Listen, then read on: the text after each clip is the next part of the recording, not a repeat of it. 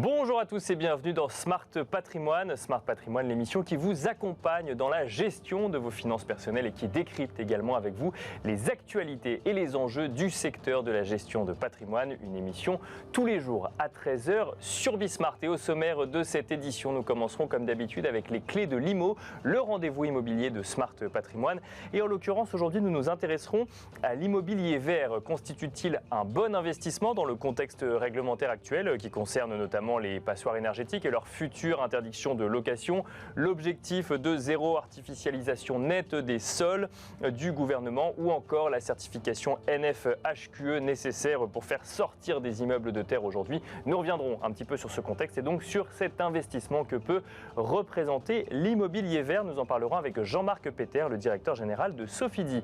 Nous enchaînerons ensuite avec Enjeu Patrimoine, un enjeu patrimoine consacré cette fois-ci aux marchés financiers dans le contexte de recul généralisé sur les marchés actions mais aussi obligataires ou même sur les marchés liés aux crypto-monnaies depuis le début de l'année. Quelle réaction faut-il avoir dans la gestion de son patrimoine investi sur les marchés financiers? Faut-il changer ses allocations? C'est une question que nous poserons à Quentin Doulcet, portfolio manager chez Myria Asset Management, mais c'est aussi une question que nous poserons à Sébastien David, directeur de la gestion privée chez Forward Group. Bienvenue à vous tous qui nous rejoignez. Smart Patrimoine, c'est parti.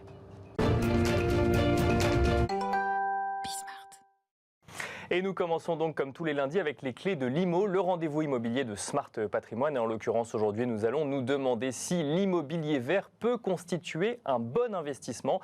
Et pour cela, nous avons le plaisir de recevoir sur le plateau de Smart Patrimoine Jean-Marc Peter, le directeur général de Sofidy. Bonjour Jean-Marc Peter. Bonjour Nicolas.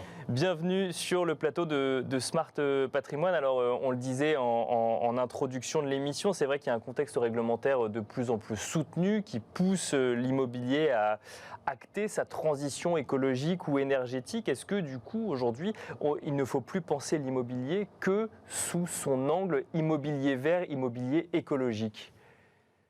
Alors c'est évidemment un point très important et c'est très enthousiasmant, excitant pour les gestionnaires immobiliers que d'être finalement dans le siège du conducteur pour infléchir la trajectoire, parce que l'immobilier, vous le savez, représente entre 30 et 40% des consommations d'énergie et des émissions de gaz à effet de serre. Donc c'est un sujet qu'il faut évidemment intégrer, mais comme j'aurai peut-être l'occasion de le développer, intégrer cette problématique ne change finalement pas grand-chose dans nos réflexes.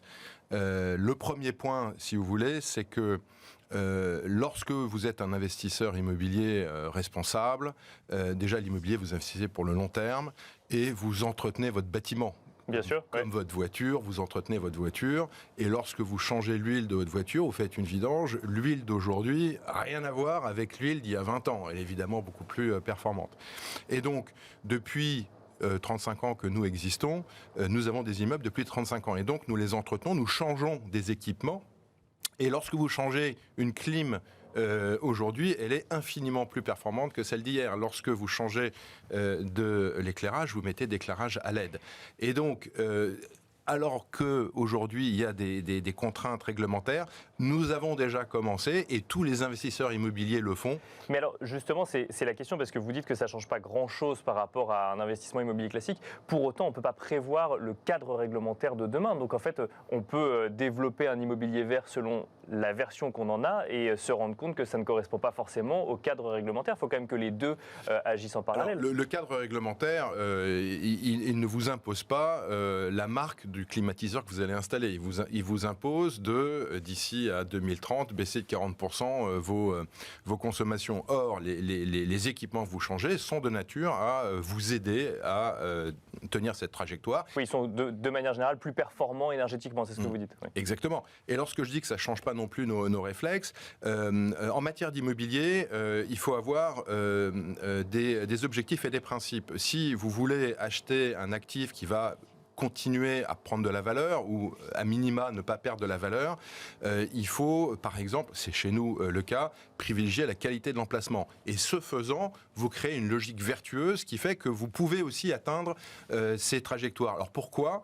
Parce que lorsque vous choisissez d'investir dans la centralité, c'est-à-dire au cœur des métropoles, et les métropoles ont vocation à devenir de plus en plus grosses, vous avez quelque part la possibilité de plus facilement atteindre la trajectoire. Comment? Parce que j'ai du mal à saisir le lien entre l'emplacement et la performance énergétique du bien. Je m'explique justement, c'est tout le point de mon propos. Lorsque vous faites des travaux énergétiques, il coûte à peu près le même prix que lorsque vous êtes à Paris, ou je prends l'exemple de Paris, ou en banlieue de Bien sûr, Limoges. oui.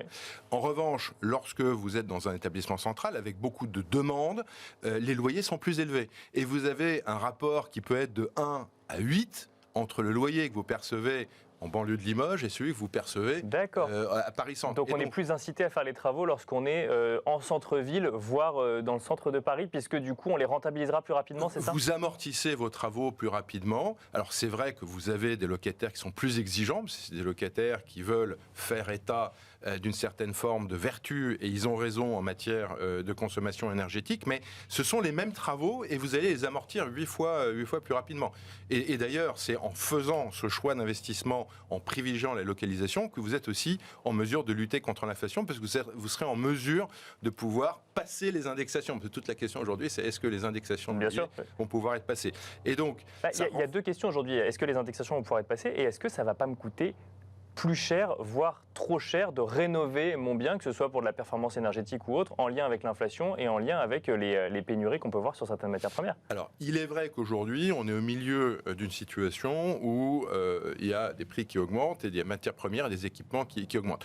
C'est quand même ponctuel. Vous savez, l'immobilier, il faut être très humble parce qu'on achète souvent pour des dizaines d'années. Donc, on est au cœur d'une période où il y a une augmentation des prix, mais sans doute que ça ne sera plus le cas demain. Or, quand on achète de l'immobilier, on s'engage finalement, c'est comme un mariage, on s'engage à très long terme. Quand on parle de DPE ou d'interdiction de location, on parle de logement. En matière de bureaux, est-ce qu'on voit un cadre réglementaire ou des exigences des locataires pour aller justement vers des biens immobiliers plus performants énergétiquement? Il existe un cadre réglementaire, mais il faut être clair, les amendes qui sont prévues par ce cadre réglementaire sont assez symboliques. C'est de l'ordre de 750 € par bien. Pour autant, là où c'est très efficace, c'est le name and shame.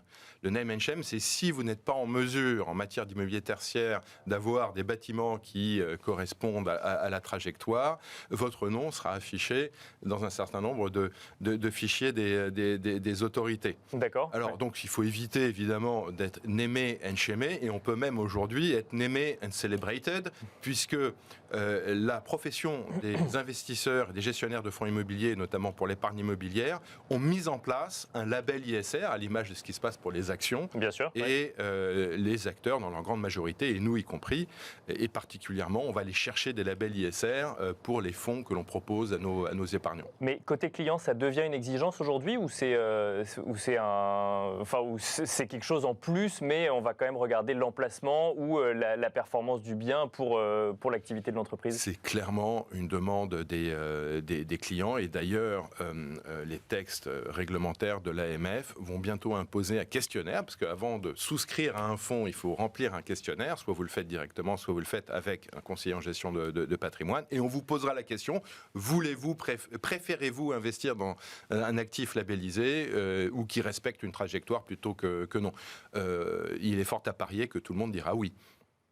Est-ce qu'on peut dire aujourd'hui que parce qu'on voit quand même un cadre réglementaire qui s'accroît, est-ce qu'on peut dire que tout immobilier neuf ou rénové aujourd'hui est forcément de l'immobilier vert, Jean-Marc Peter? Il l'est effectivement en général, puisque aujourd'hui, c'est une demande de la part des locataires que d'avoir des labels. D'accord. Vous avez beaucoup de labels, des labels européens, anglo-saxons et français, et c'est clairement une demande, d'autant si vous avez comme stratégie d'investir au cœur des métropoles européennes, et là c'est incontournable, vous devez obtenir ces labels. Vous devez obtenir les labels pour le fonds que vous gérez, qui achète ces actifs. Donc c'est absolument incontournable. Demain, il n'y aura plus d'immobilier rouge. Demain, il n'y aura plus d'immobilier rouge. Il y en a encore aujourd'hui, il y en a encore beaucoup selon vous. Vous avez une idée, alors je ne vous demande pas des chiffres précis, mais vous avez une idée un petit peu de ce qui reste dans ce que vous appelez l'immobilier rouge? Alors, j'ai pas de chiffres précis, j'ai une vision un peu géographique. D'accord. Ouais. Clairement, comme je vous le disais, tout ce qui est centralité a vocation à devenir complètement vert, si ce n'est pas déjà le cas aujourd'hui. D'accord, donc ça commence vraiment par tout ce qui est centre-ville ou en tout cas les emplacements centraux. C'est-à-dire, en fait, ceux sur lesquels il y a le plus de tension, où il y a le plus de demandes. Exactement, il y a un cercle vertueux où vous avez une demande pour de l'immobilier vert, vous avez la possibilité, vous, en tant que propriétaire, de faire les travaux parce que vous savez derrière que vous allez louer à des loyers qui vous permettent d'amortir ces travaux. En revanche, plus vous éloignez de la centralité, plus c'est compliqué d'engager ces travaux, puisque vous êtes déjà, dans un actif qui est moins demandé, dans une localisation qui est moins demandée, donc vous avez moins de demandes, et deux, évidemment, vous allez amortir moins facilement les travaux, puisque les loyers sont plus faibles. Alors là, on parle d'immobilier de manière générale, on a parlé d'immobilier de bureau. Quand on parle d'immobilier de commerce, alors effectivement, chez Sofidy, vous investissez également dans l'immobilier de commerce. Là, on a coutume de penser que comme on est sur des plus petits fonds de commerce, on a un client ou autre. Est-ce que là, pour le coup, la transition est aussi facile que lorsqu'on loue des immeubles de bureaux ? Alors, le régulateur et les autorités, dans leur infinie sagesse, ont mis un seuil en deçà duquel on comprend qu'on ne peut pas être en mesure de respecter cette trajectoire. Et donc, le décret tertiaire, qui oblige de faire des économies d'énergie importantes à horizon 2030, ne concerne que les surfaces de plus de 1000 m². D'accord. Ouais. Et donc, lorsque vous avez des pieds d'immeuble où il est très compliqué, parce que vous n'allez pas recouvrir tout Paris, tous les rez-de-chaussée de Paris de matière isolante. C'est juste j'imagine qu'il y a des discussions avec les copropriétés également sur le reste de l'immeuble ou autre. Exactement. Et donc, ce à quoi on est tenu et qu'on va faire, c'est effectivement de proposer aux assemblées générales de copropriété des projets de résolution qui visent à améliorer les parties communes, puisque c'est effectivement l'un des rares moyens que l'on a de pouvoir respecter une trajectoire. Pour autant, les commerces qui sont situés en pied d'immeuble vont quelque part échapper au décret tertiaire dans la mesure où, les dépenses et les investissements sont trop importants, et deux, ils sortent du filtre de la loi parce qu'ils font en général moins de 1000 m². Une dernière question, Jean-Marc Peter, pour comprendre un petit peu d'un point de vue vraiment rentabilité ou performance. L'immobilier vert est-il un meilleur investissement que l'immobilier rouge à court terme et à long terme? Donc 2 questions dans ma question. Alors, c'est là où, effectivement, vous mettez le doigt sur le dilemme de l'investissement immobilier. Aujourd'hui, si vous voulez du rendement un peu artificiel, vous pouvez acheter des passoires thermiques qui, à court terme, vont vous rapporter jusqu'à 8-10%, peut-être, voire plus de rendement. Mais le problème, c'est que une fois que votre locataire s'en va, une fois que vous êtes rattrapé par la patrouille pour faire les travaux, vous allez fortement dégrader la performance de votre investissement, le taux de rendement interne du BZ. Et donc, c'est un mauvais conseil à faire que de recommander d'investir dans ce type d'actif qui est très rentable à court terme mais qui ne tiendra pas la route parce que, l'emplacement est médiocre et deux, c'est une passoire thermique qui va coûter cher. Donc il est toujours préférable de privilégier le long terme lorsqu'on investit dans l'immobilier et clairement aujourd'hui, la trajectoire est très claire. Il faut privilégier des actifs qui sont centraux et qui sont verts ou facilement facile à transformer en vert, c'est à mon avis le pari gagnant. Merci beaucoup Jean-Marc Peter d'être venu sur le plateau de Smart Patrimoine. Je rappelle que vous êtes directeur général de Sofidy. Merci beaucoup. Merci. Merci à vous également de nous avoir suivis. On se retrouve tout de suite dans Enjeu Patrimoine. Et nous enchaînons à présent avec Enjeu Patrimoine, un enjeu patrimoine consacré à vos allocations sur les marchés financiers dans un contexte où depuis le début de l'année nous constatons un recul sur les marchés actions mais aussi un recul sur les marchés obligataires et un recul également sur le marché des crypto-monnaies. Je ne sais pas si on en parlera aujourd'hui mais on peut constater quand même qu'il y a une coïncidence finalement entre ces différents reculs Quelle réaction faut-il avoir dans la gestion de son patrimoine investi sur les marchés financiers? Faut-il ne rien changer ou au contraire procéder à des arbitrages? C'est la question que nous allons poser à nos deux invités pour tenter de comprendre un petit peu l'environnement de marché dans lequel nous nous trouvons actuellement. Pour en parler, nous avons le plaisir de recevoir sur le plateau de Smart Patrimoine Quentin Doulcet. Tout d'abord, bonjour Quentin Doulcet. Bonjour Nicolas. Bienvenue sur le plateau de Smart Patrimoine. Vous êtes portfolio manager chez Myria Asset Management et nous avons le plaisir de recevoir également sur le plateau Sébastien David, directeur de la gestion privée chez Forward Group. Bonjour Sébastien David. Bonjour Nicolas. Bienvenue également sur le plateau de Smart Patrimoine. Alors Quentin Doulcet, on va commencer par vous pour comprendre un petit peu ce contexte sur les marchés financiers. Investir sur les marchés financiers, c'est votre métier, ou en tout cas gérer des investissements sur les marchés financiers. On a vu quand même depuis le début de l'année un recul des marchés actions, un recul des marchés obligataires, un recul des marchés crypto, à tel point qu'on se demandait s'il fallait rester investi en tant que particulier sur ces marchés-là, ou au contraire s'il fallait ne pas céder à la panique et rester. Est-ce que vous pouvez nous expliquer un petit peu les mécanismes de marché que vous avez vus depuis les 6 premiers mois de l'année? Alors sur les 6 premiers mois de l'année, on a eu des marchés, des performances qui sont terribles sur les marchés, et ces performances terribles sont le reflet d'une forte dégradation de l'environnement économique et financier, du fait de la guerre en Ukraine et d'une dégradation des conditions financières liées à un resserrement monétaire brutal. Bien sûr. Oui. Donc les performances sont le reflet de ces mauvaises nouvelles. Donc nous, ce qu'on pense, c'est qu'aujourd'hui, on a retrouvé un niveau d'attractivité en termes de valorisation, que ce soit sur les actions et les obligations. Donc il faut rester investi. C'est-à-dire qu'à court terme, on a assez peu de visibilité. On pense que les risques sont même plutôt encore orientés à la baisse. D'accord. Mais que sur une optique moyen-long terme, il y a clairement de la valeur sur ces marchés financiers. Parce que donc vous parliez de contexte économique, c'est-à-dire que c'est une anticipation du contexte économique futur qui ont fait baisser les marchés. Et là, alors évidemment, c'est vrai que quand on parle de mouvements sur les marchés financiers, il ne faut pas chercher une seule caractéristique qui viendrait expliquer, mais ça en fait partie. Et là, ce que vous dites, c'est que potentiellement, les anticipations de recul du contexte économique ne sont pas encore finies. Donc, en fait, on pourrait avoir une baisse qui pourrait continuer. J'en parle au conditionnel. Alors, exactement. On pense que les probabilités de ralentissement vraiment marqué de l'économie ou de récession pour 2023 vont certainement encore augmenter d'ici la fin de l'année.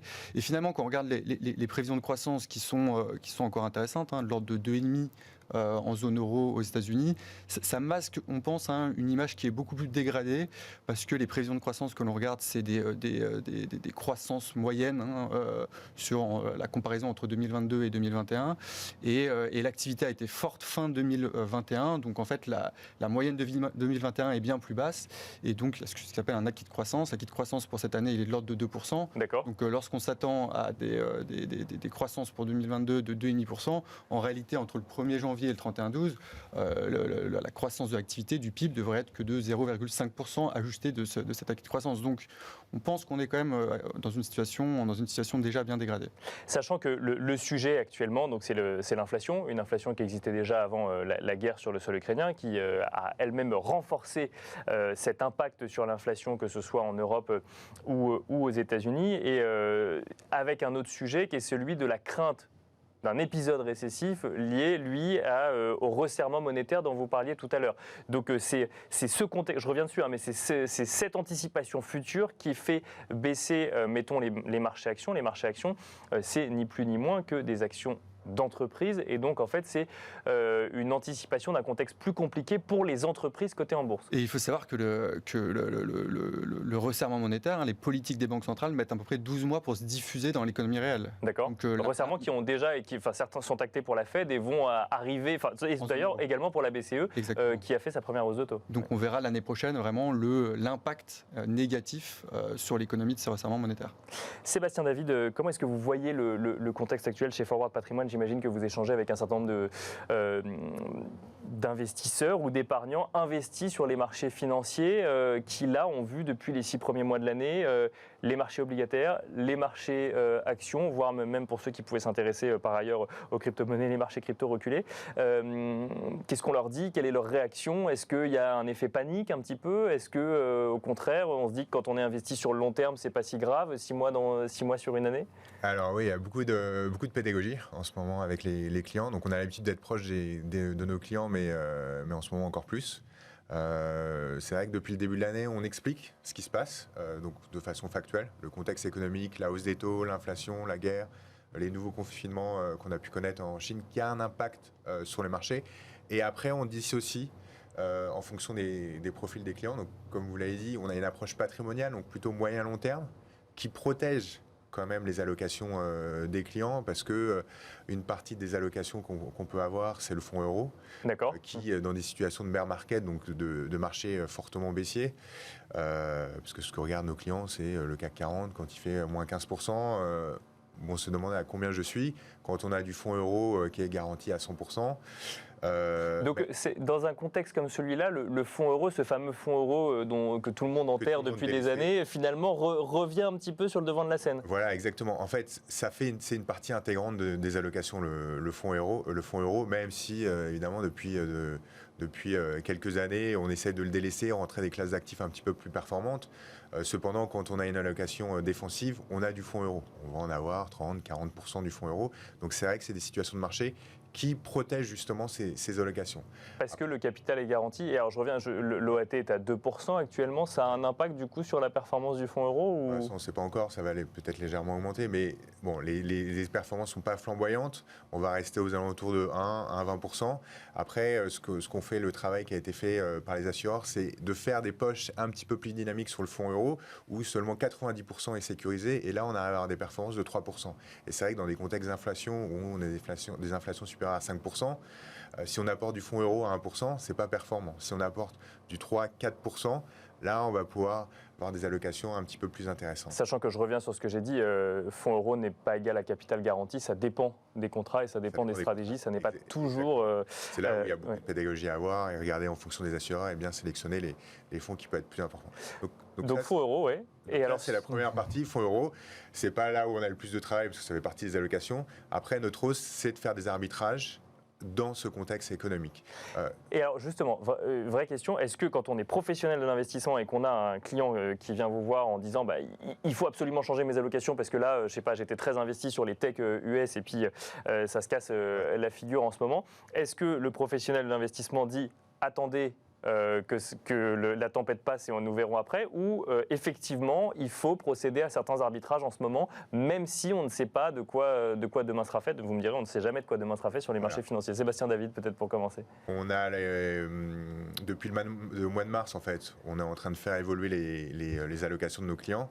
Pourquoi ? Parce qu'il y a eu le contexte d'inflation forte, la guerre en Ukraine, elles ont évolué. Donc on a réduit la poche action et on a fait rentrer des fonds de performance absolue. On a un fonds de fonds chez Forward qui est géré par Sycomore, sur lequel en fin d'année dernière on avait une exposition aux actions aux 80%. Aujourd'hui on est à 15%. Et on a une poche monétaire. Vous êtes passé de 80% à 15% d'exposition aux actions. Voilà, à aujourd'hui. Ah oui, donc c'est quand même un virage assez brutal. Qui était assez important. Mais tout ça pour sécuriser et pour rassurer nos clients et qu'ils ne soient pas trop exposés au marché. Évidemment, l'année dernière, on avait des expositions assez importantes, par exemple, aux valeurs de croissance. Aujourd'hui, quand le Nasdaq fait moins 25%, on ne peut pas se permettre d'avoir des allocations de nos clients qui aient cette performance aussi négative. Donc aujourd'hui, on sécurise, même si on a une approche plutôt moyen terme, et on essaye d'être le plus réactif possible par rapport à ce qui se passe. Et traditionnellement, on fait des arbitrages tous les trimestres au sein du groupe Forward pour nos clients. Quentin Doulcet, effectivement, là, donc on parle beaucoup des marchés actions. Vous dites qu'il faut rester investi, que c'est pas le moment de changer effectivement de stratégie quand on est dans une stratégie de moyen ou long terme. Alors non, on pense pas, parce qu'il y a de la valeur à moyen long terme. Nous, ce qu'on fait dans les allocations, notamment sur la partie actions, c'est qu'on a diversifié les expositions géographiques pour bénéficier des divergences de cycle économique. On a des expositions, des allocations qui sont structurellement très pays développés, Europe, États-Unis. Ce qu'on a fait en début d'année, c'est diversifier sur les pays émergents, notamment l'Asie, la Chine, qui bénéficient d'un cycle économique beaucoup plus favorable et, on le pense, de dynamique de croissance largement meilleure dans les prochains mois. Et ça a plutôt bien marché sur le mois de juin. D'ailleurs, juste sur le mois de juin, on a eu des craintes de récession qui sont accentuées sur les marchés avec une forte baisse des actions des pays développés, alors que les actions des pays émergents, notamment de la Chine, étaient en hausse sur le mois de juin. Parce que justement, effectivement, il y avait cette perspective de réouverture, notamment de l'économie, suite puisque la Chine, effectivement, a une politique zéro Covid assez stricte quand même sur le sujet. Vous regardez autre chose que les actions parce que là, on parle beaucoup d'actions, effectivement, c'est un investissement qui est très connu, mais il y a d'autres typologies d'investissement. Quentin Doulcet, qu'est-ce que vous regardez également? Alors nous, ce qu'on fait, on réexpose les fonds sur les obligations. On est beaucoup plus positif sur les marchés obligataires. On pense que le niveau des emprunts d'État reflète largement déjà le cycle de hausse des taux d'intérêt, notamment aux États-Unis, ce qui finalement limite la hausse des rendements d'ici la fin de l'année. Donc on est plutôt favorable sur les emprunts d'État américains, notamment sur la partie courte de la courbe, le 2 ans, 5 ans. Et ça nous permet de renforcer le risque aussi sur les obligations high yield, donc les obligations en rendement qui offrent aujourd'hui des rendements de l'ordre de 8% en euros et en dollars. Et on pense qu'avec ces 8%, on sera couvert par rapport à la hausse des taux de défaut que l'on entend dans les prochains mois, et que sur ce type d'actifs risqués, on aura des performances positives à moyen terme. Et finalement, les emprunts d'État viennent un peu en face de cette poche d'obligations plus risquées, parce qu'on pense que les emprunts d'État devraient retrouver leur statut de valeur refuge, et donc bénéficier dans des épisodes de stress sur les marchés financiers, notamment si le marché anticipe une dégradation plus forte de l'activité économique l'année prochaine. Alors, une question sur les actions, avant de redonner la parole à Sébastien David, c'est beaucoup de gens se posent également la question si effectivement, dans le contexte actuel de baisse des marchés, c'est pas un moment d'opportunité également pour renforcer certaines stratégies, son portefeuille sur des actions dans lesquelles on croit. Alors c'est vrai que sur le papier, le niveau de valorisation est attractif, mais c'est vrai qu'on pense qu'on n'est pas comme en 2020, où en 2020, là, on avait fortement renforcé nos expositions actions. On pense que la situation va mettre plus de temps pour se normaliser. Et là, derrière, c'est notre scénario sur l'Ukraine, par exemple. Là, on pense que le conflit va durer comme il dure depuis 2014 dans l'Est de l'Ukraine. Donc, on ne va pas avoir de normalisation sur le prix des matières premières. Donc voilà, on ne pense pas qu'on va avoir de rebond rapide, par exemple, comme on l'a eu en 2020. Donc, avec le manque de visibilité qu'on a à court terme sur l'état de l'économie et sur ce qui va se passer en 2023, on est plutôt frileux à renforcer davantage les actions, mais tout en restant investi dans une optique moyen terme. Sébastien David, rapidement pour finir, c'est vrai qu'on parle d'actions, mais on parle également d'emprunts obligataires, on parle de high yield. Est-ce que là, du coup, quand il faut être un petit peu plus créatif dans la gestion de portefeuille, ça veut dire beaucoup plus de pédagogie encore vis-à-vis de clients qui n'identifient pas toujours ces thématiques-là. Exactement, et on voit aussi des opportunités. On a fait rentrer pas mal d'immobilier aussi dans les allocations de nos clients via des SCPI ou des SCI qu'on peut faire rentrer dans les contrats d'assurance vie. On a fait rentrer des fonds de private equity qui permettent de se désexposer justement au marché et qui finalement offrent des belles performances au sein des allocations de nos clients. Et aussi, on avait pu en parler précédemment, des produits structurés qui offrent dans ce contexte-là des protections qui peuvent être assez importantes, des protections en capital jusqu'à 40, 50, 60%, avec des coupons qui peuvent être intéressants. Et la semaine dernière, on a encore eu un produit qui a été rappelé notamment sur Total avec une belle performance. Et donc ça permet d'aller chercher de la performance dans des marchés baissiers. Et on rappelle évidemment que toutes les classes d'actifs que nous avons citées ne sont pas sans risque. Après, il faut se faire accompagner effectivement pour comprendre le couple rendement-risque de chaque classe d'actifs. Merci beaucoup Sébastien David, directeur de la gestion privée chez Forward Group. Merci également Quentin Doulcet, portfolio manager chez Myria Asset Management. Merci à vous de nous avoir suivis et je vous donne rendez-vous demain à 13h pour un nouveau numéro de Smart Patrimoine.